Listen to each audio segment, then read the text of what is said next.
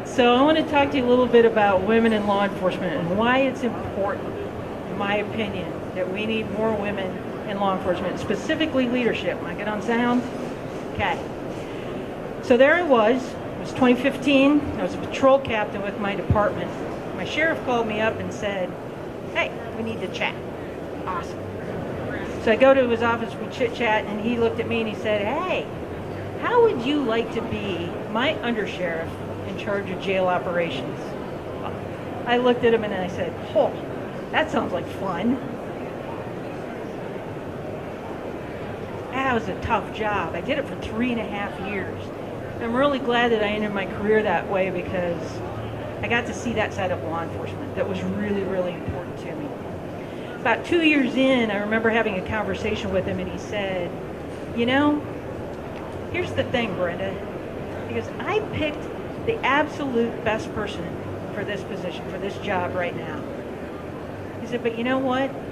Isn't it great? Isn't it awesome that you're a woman on top of that? He goes, I've had 2 years of having you in my ear, that perspective in my ear, that I wouldn't have otherwise. I really believe that it's good to have all of the voices at the table, all of them. Not just women, but people of color, people with different experiences, people with different skill sets. I was listening to a podcast the other day, and this podcaster was talking about how the community demands so much of us from law enforcement today. We have to be a lot of things to this community. And inside of the organization, there tends to be some friction. But we all have to appreciate all of those things that we need to do to serve our communities. And we need to appreciate internally what all of those different people do. So the SWAT folks, they need to appreciate what the community policing folks do. Please, I was a community policing officer for 8 years. I got made fun of every day for the number of teddy bears that I handed out. Our patrol deputies have to pay attention and have to appreciate what our detention deputies do. And our pod deputies have to appreciate what our reentry folks do. We all play a part, and we all have to do all of those things. But just like we have to appreciate the different assignments and different responsibilities that we also have to appreciate those different voices, whether it's race, gender, orientation, our skill sets, our experiences, what we bring to law enforcement. But here's the issue. We don't have balance in our organizations right now, nationwide. We don't look like the community that we serve. And people look at that and they just don't trust that. They don't like it. It doesn't feel right to them. And that's a problem. In 2015, when I became the undersheriff in Wichita, Kansas, we have employees. We have about 550 employees. We serve a community of around a little over 500,000. Pretty progressive place in the Midwest. 2015, I was the first female undersheriff. You know what made the news? That I was the first female undersheriff, not what I wanted to do in the jail, addressing mental health, opioids, things like that. It was the fact that I was the first female undersheriff. Of course, the news did stories on it, got posted on Facebook, and then the comments started. Don't read the comments. But I did. And it was embarrassing because this was my department, the thing that I was passionate for, the thing that I've almost given my life for on a couple different occasions. And they were saying things like, really, Sheriff's Office? It's 2015, where you been? That hurts. If we don't have those voices, the community doesn't feel right to them. We need to bring more women and, I would say, people of color, orientation, the different ones, into law enforcement. 1970, we had 2% of females as law enforcement officers in this country. And in 1999, it jumped up to 14%. Woo. Right now, Great Britain, 26%, just FYI. In 2017, we had 14% still in law enforcement of women. But listen to this, and there's not a lot of research on this, and we really need to start doing some research on this. And I'm talking to some people from national organizations here. We need to start doing some research on this, because if we don't, we're just going to keep throwing solutions against the wall, see if they work, and we won't know. We've got to understand the why behind why we have this problem, why women aren't applying, why they're not promoting, why they're leaving. Listen to this. In 2017, 9.5% of your supervisors were female. So we were losing, we had 14%, but we only had under 10% as supervisors. We can't have women leaders in law enforcement if they're not taking that first test.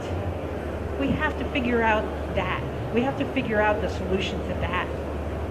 In 2020, it's dropped to 12.6%. And here's the problem. Research shows in the last 30 years, needle hasn't moved.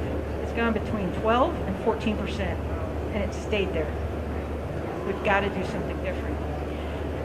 3,084 sheriffs in this great, awesome country that we live in, 58 of them are women, less than 2%. Okay?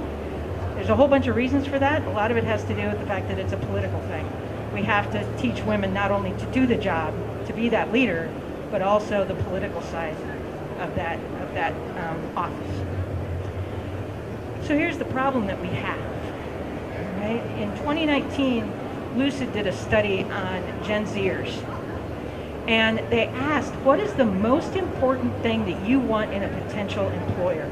And the number one thing that they said, 36% of them said the number one thing was diversity and inclusion within the organization. Now here's the thing, 85% of millennial women said that diversity and inclusion and the record of that within an organization was very important to them. 85% of millennial women. If they don't see what looks like them, whether it's women, people of color, whatever, they're walking before they even apply. But here's the problem now. You've got these Gen Zers. Us baby boomers, us Gen Xers, we raise these kids. Fairness, justice. They will fight for the rights of people that they don't even know, and we've seen that on the street this year, last couple years. So the problem is not only are you going to lose the women and the people of color because they don't see anybody that looks like them within our organization. Now what you're going to see is these Gen Z young males, 25 and below, they're going to walk. Because they'll look at your organization and say, you know what, I see what looks like me, but I don't see my friends working there. And they're going to walk. We wonder why we're losing people.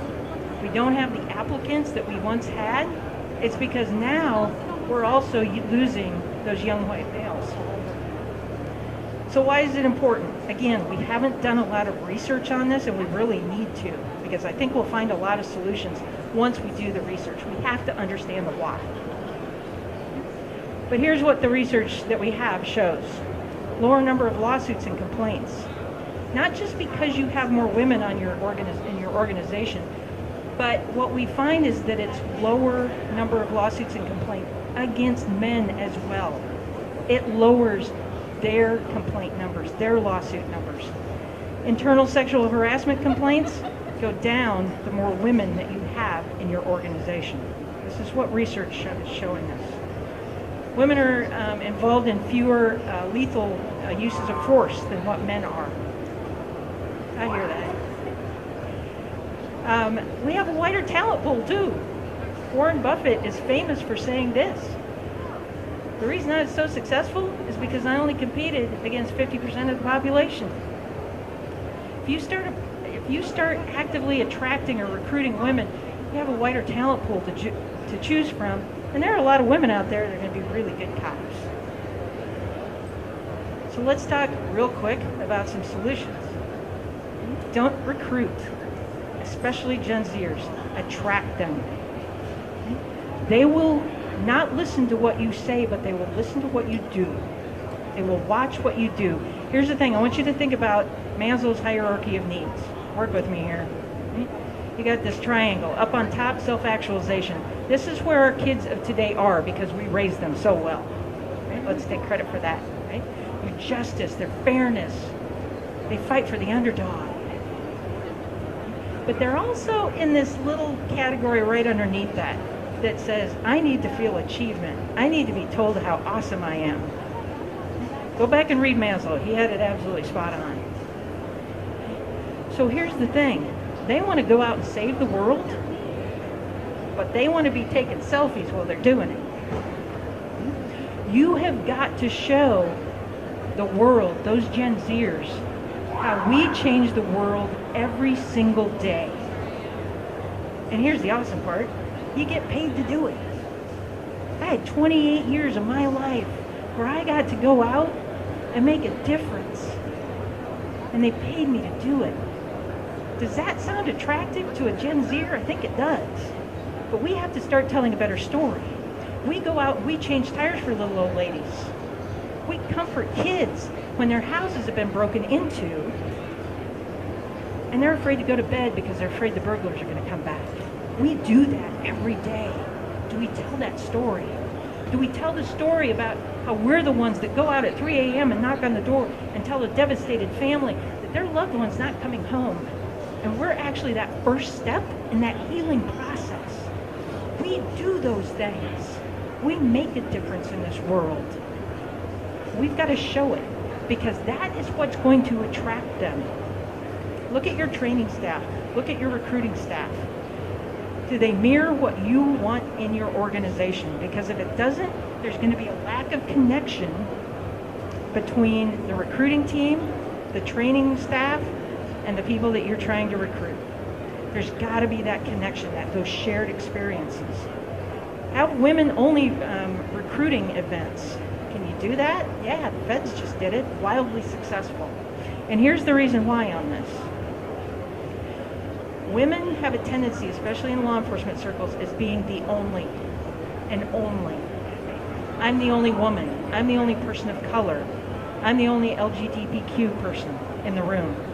And here's the thing, unfairly, but we do this to ourselves. I've done it my entire career. If I'm sitting in a room with all men and I say something stupid or I fail, I have let down all womanhood, right? I have let all of my people down.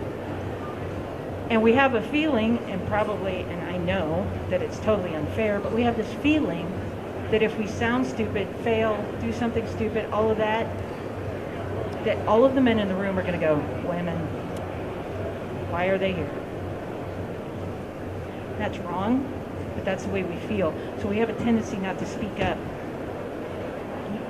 We also have a tendency in your if you go into your physical agility testing right now and look, it's mostly men. But you have a couple women in there, they feel that weight. They feel all of the eyes looking at us. And we're afraid of that failure. We're afraid of looking stupid in front of them. Because again, we share that weight. We have that weight on us. So women-only recruiting events, oh my goodness, training is also very important because studies show that women that go to women-only training events contribute more and learn more. That's because they ask questions, they speak up, and they just learn more and they ask more. On your physical agility testing, listen to this. Stop being gentlemen. Don't say ladies first. Because we don't have the physical strength that men do. We just don't.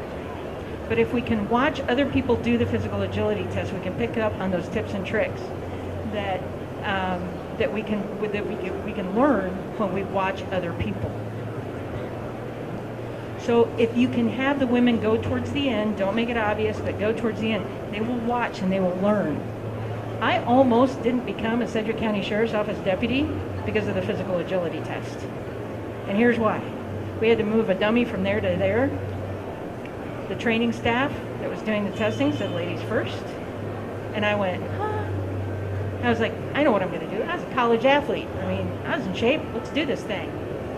So I run over there, this 150-pound dummy. I didn't weigh 150 pounds back then, right? I was going to pick it up and fireman carry it. No, there was no way. So I spent the first three seconds trying to figure out how I was going to pick that thing up. It didn't happen. And I was like, oh, I could drag it. I'm pretty sure that the guy that was doing the testing probably fudged the numbers and passed me. The sheriff's office would have missed out on that. But had I watched some guys do it before me, it would have been a no-brainer. It's not that I couldn't do it, I just didn't know how. And that's what the academy's for, right? Training. Supervision.